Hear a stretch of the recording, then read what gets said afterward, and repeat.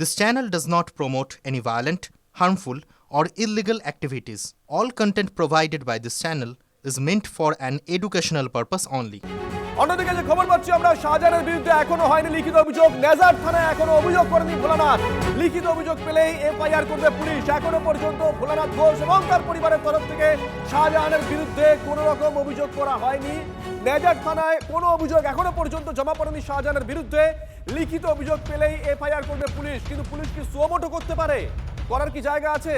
যদি করে থাকে এখনো কেন করেনি? কিসের অপেক্ষা করছে? সুপ্রিয়র কাছ থেকে জানবো। সুপ্রিয়, অভিজিৎ, যখন গতকাল কলকাতার বেসরকারি হাসপাতালে প্রাথমিক চিকিৎসা করার পর যখন সরবরাহের বাড়িতে ফিরে গিয়েছিলেন ভোলানাথ ঘোষ, কিন্তু বাড়িতে পৌঁছানোর আগেই কিন্তু তিনি নেজার থানার যে আউটপোস্ট রয়েছে অর্থাৎ রাজবাড়ি ফাঁড়ি সেখানে যান এবং সেখানে গিয়ে পুলিশের সঙ্গে কথা বলেন।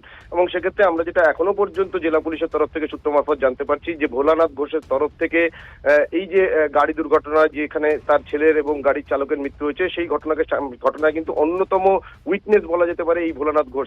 তিনি এখনো পর্যন্ত কোনো অভিযোগ করেননি, যদিও মুখে তিনি কিন্তু সংবাদ মাধ্যমের মুখোমুখি হয়ে অনেক রকম অভিযোগের তথ্যই সামনে তুলে ধরছেন। এমনকি আব্দুল আলিম মোল্লা নামে এক ব্যক্তির কথাও তিনি বলছেন যাকে তিনি লরির চালকের আসনে দেখেছিলেন। কিন্তু এখনো পর্যন্ত কোনো লিখিত অভিযোগ ভোলানাথ ঘোষের তরফ থেকে পুলিশের কাছে লিখিতভাবে জমা পড়েনি বলেই আমরা জানতে পারছি।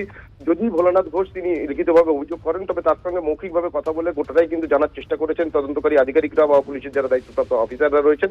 ভোলানাথ ঘোষের তরফ থেকে যদি কোনো অভিযোগ জমা না পড়ে, আজ সকাল পর্যন্ত এখনো পর্যন্ত কোনো অভিযোগ জমা পড়েনি বলেই আমরা জানতে পারছি। তবে ভোলানাথ ঘোষ তিনি যদি কোনো অভিযোগ না করেন সেক্ষেত্রে পুলিশের তরফ থেকে পরবর্তীতে স্বতঃপ্রণোদিত মামলা রুজু করে ঘটনার তদন্ত শুরু করা হবে। এবং ইতিমধ্যে আমরা যেটা দেখেছি ফরেনসিক বিশেষজ্ঞরা তারাও ঘটনাস্থল থেকে নমুনা সংগ্রহ করেছেন। অর্থাৎ পুলিশের তরফ থেকে সমস্ত রকম প্রস্তুতি রাখা হয়েছে। এখন তারা অপেক্ষা করছেন ভোলানাথ ঘোষ তিনি কোনো অভিযোগ করেন কিনা। নজর রাখো পুলিশের তরফ থেকে কি বলা হচ্ছে এখনো পর্যন্ত, শোনাই একবার। এখনো পর্যন্ত আমরা কমপ্লেন পাইনি, কমপ্লেনটা পাই তারপর কমপ্লেনে অভিযোগ কি আছে সেটা একবার খতিয়ে দেখে তারপর আটক হয়েছে। এক্ষুনি আমি কমপ্লেন পাওয়ার পরে আপনাদের আপডেট দিতে পারবো। এক্ষুনি আমি এর থেকে বেশি অভিযোগ করেছে এই যে রোড ট্রাফিক, আমরা এখনো পর্যন্ত ওনার লিখিত অভিযোগ পাইনি। অ্যাক্সিডেন্টটা কি মনে হয়? মানে আপাতত আপনারা কি খবর পেয়েছিলেন এটা বলে দিন। আমি কমপ্লেন পেলে কমপ্লেনের উপর বেস করে কেস স্টার্ট হবে। কেসে আমরা ইনভেস্টিগেশনে যা পাবো সেটা আপনাদের আপডেট দিতে পারবো। এই মুহূর্তে প্রাইমারিলি কিছু রোড ট্রাফিক অ্যাক্সিডেন্ট। পুলিশের তরফ থেকে বলা হচ্ছে এখনো পর্যন্ত কোনো লিখিত অভিযোগ পায়নি। যে খবর আমরাও পাচ্ছি এখনো পর্যন্ত নেজার থানায় শেখ শাহজাহানের বিরুদ্ধে কোনো অভিযোগ করেনি ভোলানাথ ঘোষ কিংবা তার পরিবার। থানাতে অভিযোগ না করলেও ক্যামেরার সামনে কিন্তু বিস্ফোরক দাবি করেছেন, বিস্ফোরক অভিযোগ করেছেন ভোলানাথ ঘোষ। কি বলেছিলেন তিনি, শোনাই। আপনি নিজে চোখে দেখেছেন আলিমকে?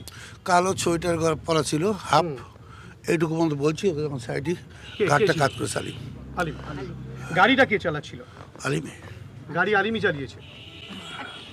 আমি তো চিনি, আমি খুব ভালো চিনি। মোল্লার নামে যে গাড়িটা ছিল আমি তো যাইনি খান নামে। আচ্ছা, এই যে দুর্ঘটনাটা ঘটলো, দুর্ঘটনার পরে কি এই আলিম গাড়িতে করে অন্য কোনো বাইকে চলে গেছিল দেখেছেন? তখন আমার সেন্স নেই, আমি জানি না। মানে অনেকদিন থেকে একটা পরিকল্পনা চলছে আমাকে সরিয়ে দেওয়ার। কারণ আমি বড়বাবুর মানে বড় সাহেবের কিছু কেজের আমাকে সিবিআইডি ঘন ঘন ডাকতো, কিছু সাক্ষী মেনেছে, যার জন্য অনেক থেকে আগের থেকে পরিকল্পনা যেভাবে ওকে সরিয়ে দিতে হবে। আমি ওনার সঙ্গে ব্যবসায়ী পার্টনার ছিলাম। আচ্ছা, আমাকে ঠকিয়ে যখন এখান থেকে 2020 সালে একবার পরিকল্পনা করলো তখন বাড়ি থেকে চলে গেলাম।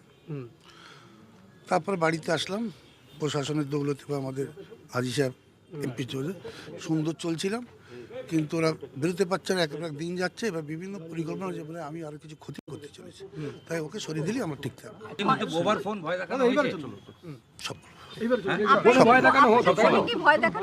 মানে শোনে না, বিভিন্ন লোক যে বিভিন্ন আপদ খবর পাঠাতো, ওনাকে সতর্কতে বলুন এইসব বলতো।